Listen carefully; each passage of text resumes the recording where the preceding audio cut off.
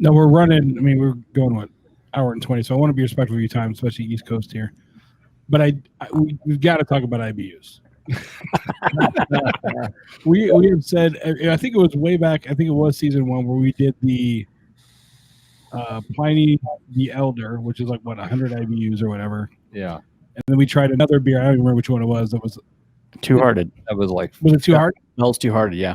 Was it two? Yeah, it was Two Hearted. And when you compare those, what's 200 IBUs? I don't even remember. It was like 60. No, it's the same. I think they're both 100. The same. All right. That's why we compared them. Is that why we did it? Anyway. No.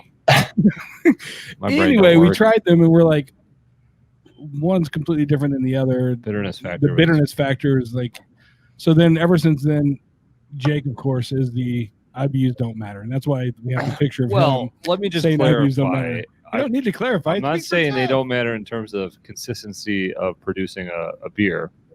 I'm saying they don't matter in terms of how they are marketed and how people think of them. That has been my sort of contention for a couple of years now or something. And it frustrates me when, especially when you have somebody that's a novice beer drinker and they're, they see something like that. They're like, oh, well, this is going to be way too bitter for me. It's like, well, let's try it. We don't know that. So that's been my frustration, really. Well, yeah, but they put it on cans, they put it on bottles, and it's really up to the brewmaster, though. It's just so misleading. Well, the prime example is my wife, who forever, she would never drink an IBU. She would have to start with a Coors Light, Miller Lite, and then the IPAs were her second beer.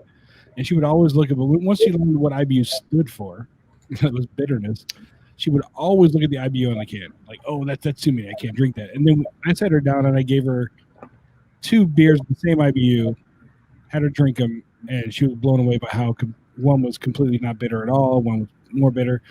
And now she drinks pretty much anything you put in front of her. And that's the other thing. They associate, my wife said again, people. That's what I'm saying.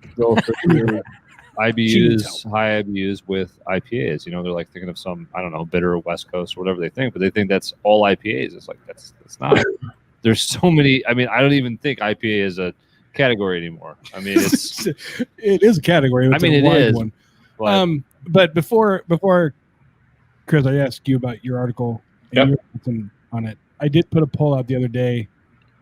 I don't even know why I did this. I answered. We've been talking. I know you did. We've been talking about this for EVs, but I did put, do IBUs really matter? And so it was just a simple yes or no. Yep. Well, actually, it was yep or no. Oh, okay. Yep or no. A simple yep or no. I actually like that more than yes or no. Yeah. Like, yep. No. And we got 127 votes, which I was surprised by. But 68% said nope. 32% said yep. And, we had some people saying, well, yes, it does matter if this or if that. We had some people, saying, well, it matters, for me because if it's, one guy said it was too high IBUs, it upsets the stomach. I don't know. What is your take on IBUs? Do we need them on the bottle? Is it important? And according to Google, you are the expert. So right, yeah, Google says so. IBUs. When you look at IBUs, the history of IBUs, why they exist, right? IBUs are used as historically 2 things. It's a very important measurement, right, at the brewery level for both quality control and consistency of product, right? So when you talk about IBUs, right, that is when that metric is important, okay, because it gives breweries, right, a metric, something to measure that allows them to put out a very consistent product, right? It's something that it's one of the marks that they can hit, right, to make sure that the beer they're producing is up to spec, right? So when they're brewing, they're looking at the IBUs to make sure that this batch is consistent or the same as the last batch. Is that what you're saying? I'll give you. We'll pick on Guinness again here just for a second because it's a perfect example of this. Okay, Guinness makes roughly 3 million pints of Guinness Draft every single day at St. James's Gate. Okay, damn. So they make a lot of beer, right? Making a lot of beer consistently is incredibly difficult. Mm-hmm. All right, to make the malt, the free amino nitrogen content of the malt changes a little bit, from batch to batch, and the availability of the hops that we use changes from batch to batch, and the water can change because it rained a lot for the past month, and that can affect the mineral calcium carbonate content of the water, right? There's a million factors that go into it, right? So as breweries scale and as their products get more popular, right, it's important that the products stay high quality and stay consistent, right? Because otherwise you miss the expectation with the consumer. And then the next time they go to have a Bell's Two Hearted and it doesn't taste like Bell's Two Hearted, right, it's a very off-putting experience, and then they don't buy it again, right?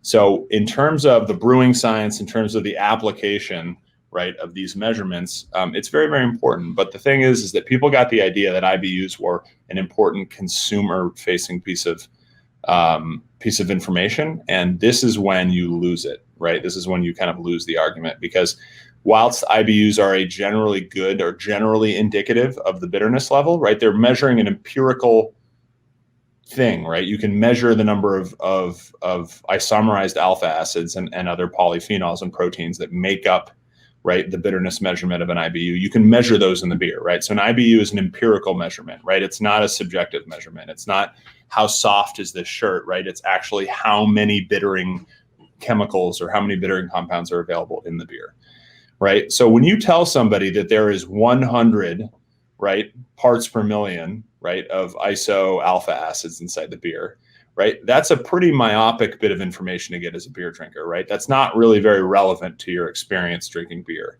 Right. But the problem is that those two, the idea of, and this gets into the idea of perceived bitterness versus measured bitterness, right? So perceived bitterness is what you actually taste, right? How bitter something actually tastes to you, right? Regardless of what the science says, regardless of what the IBU count says, right?